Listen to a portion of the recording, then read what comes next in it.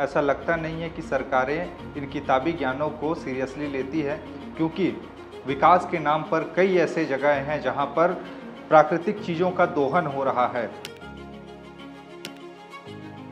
एक ताज़ा मामला हसदेव जंगल को लेकर है। कई जो समाज सेवी संगठन हैं, जो पर्यावरण प्रेमी हैं, वो लगातार आवाज़ उठाते रहे हैं कि यहाँ पर जिस तरीके से जंगलों की कटाई हो रही है, वो भी एक कोयला के लिए, और एक प्राइवेट प्लेयर को यहाँ पूरा का पूरा सौंप दिया गया है। इसे विकास के नाम पर फ़ायदा उनको हो रहा है और जनता यहाँ पर मर रही है। यहाँ के लोग, यहाँ के पर्यावरण को नुकसान पहुँचाया जा रहा है। इसको लेकर लगातार कुछ समय से चीज़ें थम सी गई। एक तरह से लगने लगा कि अब शायद हो सकता है हसदेव जंगल बच जाएगा, लेकिन ऐसा नहीं है। फिर खबर सामने आई है कि हसदेव कट रहा है।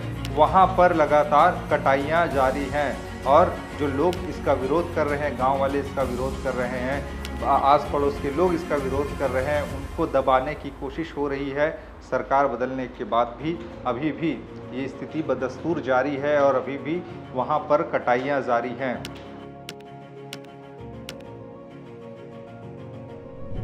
आपने अक्सर स्कूल में पढ़ते समय सुना होगा, जल है तो कल है, पर्यावरण संरक्षण ज़रूरी है और पर्यावरण को बचाना ज़रूरी है, क्योंकि आने वाले समय में कहीं न कहीं मानव के अस्तित्व पर, यहाँ के रहने वाले जीव जंतुओं के अस्तित्व पर खतरा पैदा हो सकता है। और जंगल से हमें ऑक्सीजन मिलता है, वही जंगल के आवरण के चलते ही बादलों को वो आकर्षित करता है, जिसके चलते वर्षा होती है, इसके चलते ही पूरा का पूरा ऋतु चक्र चलता है। ऐसे करके आपने किताबों में पढ़ा होगा, लेकिन वर्तमान समय में ऐसा लगता नहीं है कि सरकारें इन किताबी ज्ञानों को सीरियसली लेती है, क्योंकि विकास के नाम पर कई ऐसे जगह हैं जहाँ पर प्राकृतिक चीज़ों का दोहन हो रहा है। चाहे आप अलग अलग एरियाज़ में कह लीजिए, अलग अलग राज्यों में कह लीजिए। छत्तीसगढ़ में एक ताज़ा मामला हसदेव जंगल को लेकर है। ये ताज़ा मामला तो नहीं है, क्योंकि ये बहुत पहले से चला आ रहा है और लगातार इसको लेकर कई जो समाज सेवी संगठन हैं,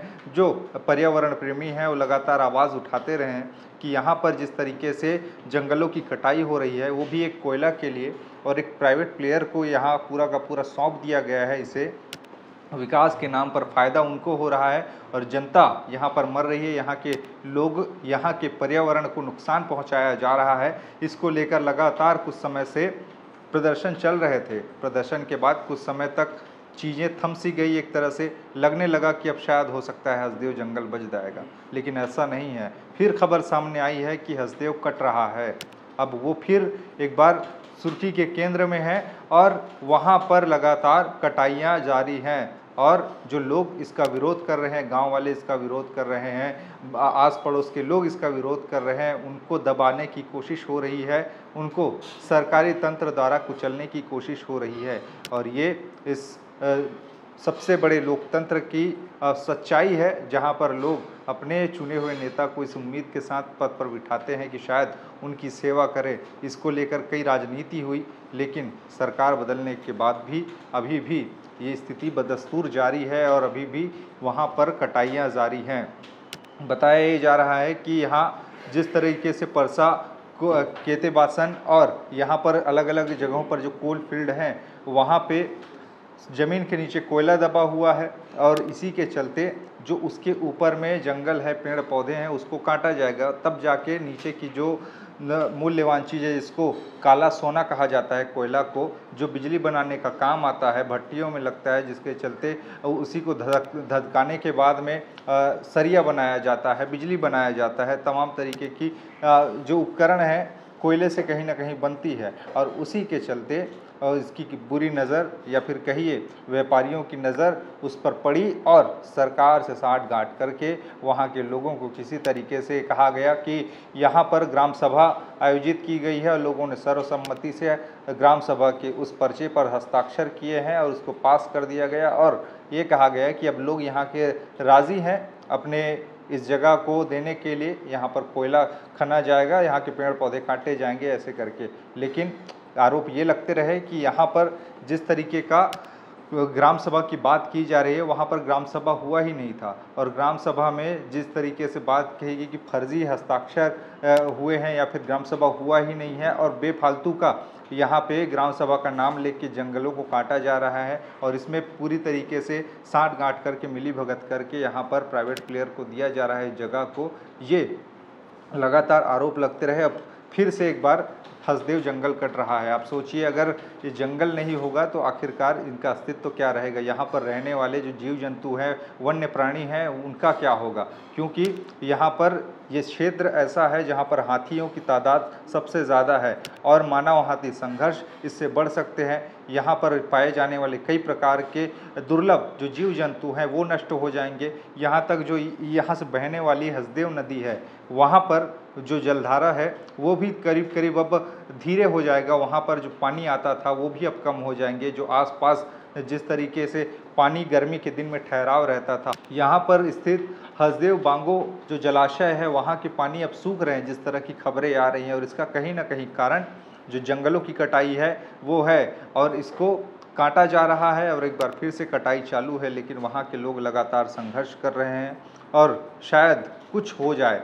ये उम्मीद जता रहे हैं कि जो उन्होंने अपने बचपन से देखा है हंसते खिलखिलाते आसपास के सुगम वातावरण को, अब वहाँ पर अब एक बंजर भूमि जैसा स्वरूप दिखाई दे रहा है। यानी कि एक खतरे की घंटी है, जिस तरह के वहाँ पर काम चल रहे हैं और इसको लेकर अलग अलग समाज सेवी संगठन इसका विरोध कर रहे हैं। वैसा ही एक नाम जो लगातार इसको लेकर प्रदर्शन करते रहे, इसके लिए सरकार को मान मलवल की स्थिति तक लाते रहे, लेकिन कोई नतीजा निकला नहीं। आलोक शुक्ला, जिनको गोल्डन एनवायरनमेंट प्राइज़ से नवाजा गया, और आज उन्होंने एक ट्वीट किया है जिसमें लिखा है उन्होंने कि इस स्थिति को बताया है कि आखिरकार हसदेव में हो क्या रहा है। उन्होंने ट्वीट करके जानकारी दी है कि छत्तीसगढ़ में आदिवासी मुख्यमंत्री का सिर्फ चेहरा है, सत्ता अदानी द्वारा चलाई जा रही है। संविधान की 5वीं अनुसूची, पेशा और वन अधिकार मान्यता कानून की धज्जियां उड़ाकर दमनात्मक कार्रवाई के साथ आदिवासियों को उनके जल जंगल जमीन से बेदखल किया जा रहा है।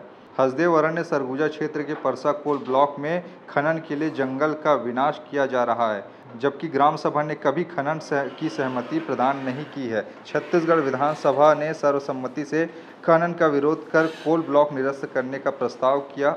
भारतीय वन संस्था ने मानव हाथी संघर्ष बढ़ने की चेतावनी देते हुए कोल ब्लॉक निरस्त करने की अनुशंसा की। मिनीमाता हसदेव बांगो बांध, जो इस वर्ष लगभग सूख चुका है, उसके अस्तित्व पर संकट की चेतावनी भारतीय वन्य जीव संस्था और ICFRE दे चुके हैं। इन सभी तथ्यों और जमीनी विरोध को नज़रअंदाज करते हुए पूरी बेशर्मी के साथ अदानी की लूट के लिए जंगल का विनाश किया जा रहा है।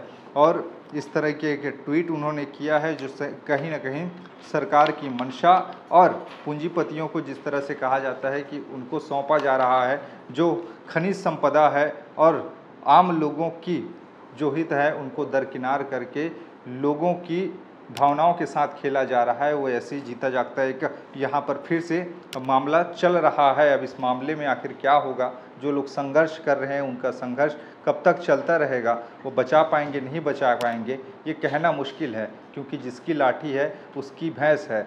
जो तुम मुझे चंदा दो मैं तुम्हें धंधा दूंगा करके पार्टियां सत्ता में आती है, और वही अब धंधा देने का काम चल रहा है। चंदा मिल चुका होगा और शायद अब बचने की उम्मीद बहुत ही कम है। लेकिन मानना पड़ेगा उन लोगों को जो लोग जी जान से जुटे हुए इस संघर्ष में, जो लोग अपना सर्वस्व न्यौछावर करके कि यहाँ पर जो जल जंगल ज़मीन है उसको बचाया जाए। जो ज़मीन उन्होंने अपनी देखी है, जो जंगल उन्होंने बचपन से देखा है, उनके पुरखों से चली आ रही विरासत है, जो जंगल है उनको बचाया जाए ऐसे करके। अब इस मामले में क्या कुछ होगा ये देखने वाली बात होगी। लेकिन मामला बड़ा विकट है और बहुत विनाशकारी ये मामला है, क्योंकि जिस तरीके से लोग अपने फ़ायदे के लिए यहाँ पर किसी दूसरे के जीवन को खतरे में डाल रहे हैं, ये कहीं से भी विकास के लिए विकास के रास्ते मानवता के हित के लिए दिखाई नहीं देता है। खैर, इस पूरे मामले में आपके विचार क्या है नीचे बताइएगा। बाकी खबरें और भी है जिसके लिए बने रहिए छत्तीसगढ़ के साथ में। नमस्कार।